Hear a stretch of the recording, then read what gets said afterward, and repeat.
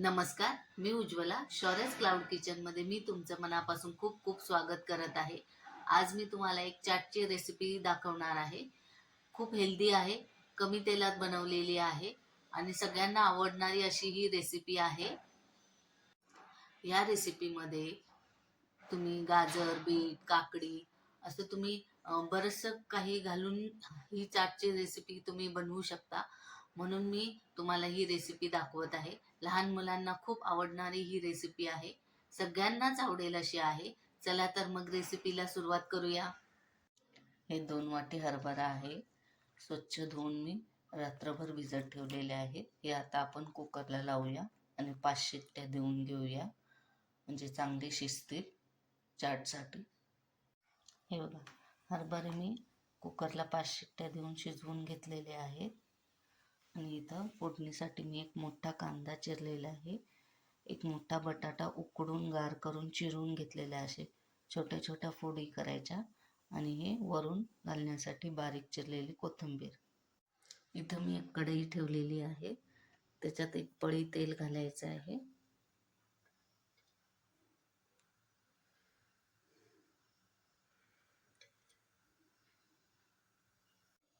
तेल तापलेलं आहे. हा बारीक चिरलेला कांदा घालायचा आहे.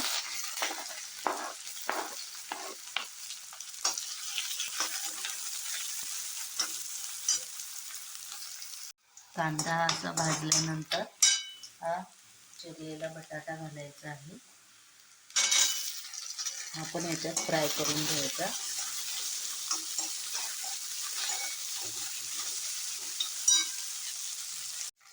बटाटा तेलात फ्राय झाल्यानंतर हा चिंचेचा कोळ आहे, चिंच गुळाचा, हा 2 चमचे घालायचा आहे.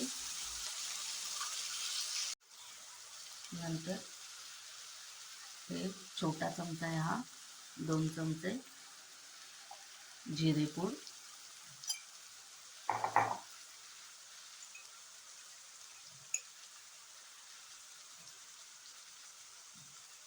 हे आहे धनेपूड छोटे 2 चमचे, 1 चमचा ही काश्मीरी लाल मिरची पावडर आहे, पाव चमचा गरम मसाला. हे सगळं आता मिक्स करून घ्यायचं आहे चांगलं.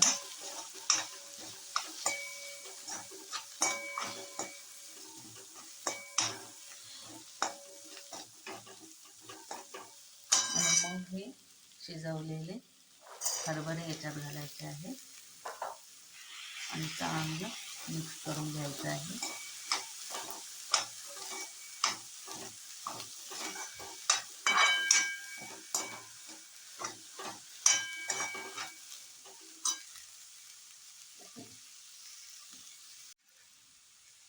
हळद थोडीशी,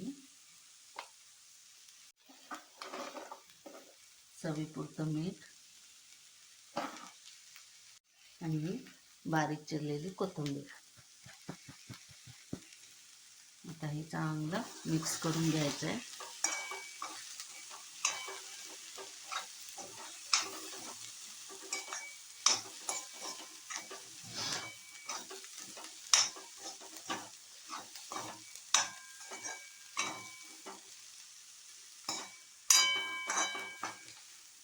आणि 2 मिनटं झाकून ठेवूया.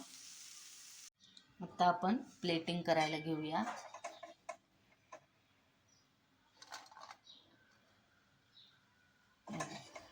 हे असं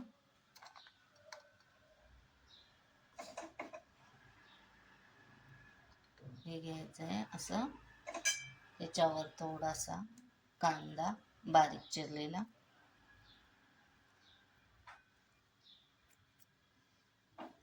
थोडासा टोमॅटो,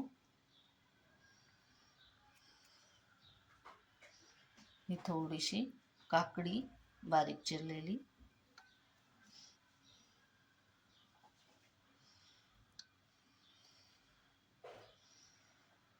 हे आहे गाजर बारीक चिरलेलं,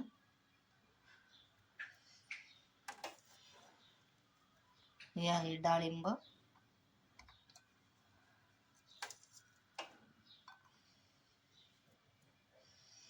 कोथिंबीर थोडीशी बारीक चिरलेली, ही आहे बुंदी,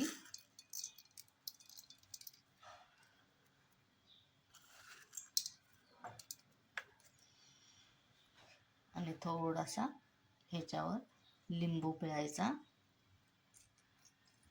ह्याच्यात तुम्हाला पाहिजे तर तुम्ही चाट मसाला सुद्धा घालू शकता थोडासा, आणि असं मिक्स करायचं.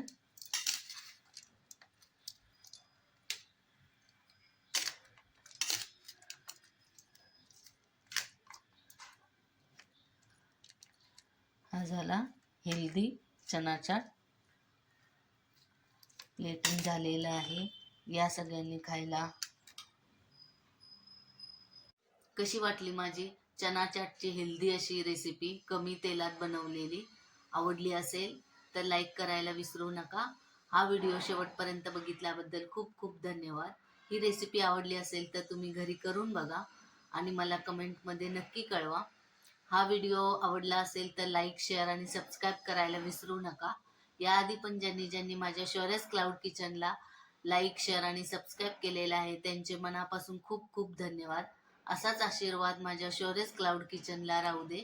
मी नवनवीन रेसिपीज घेऊन येत जाईल, तर नेहमी विजिट द्या माझ्या शौर्यस क्लाउड किचनला. धन्यवाद.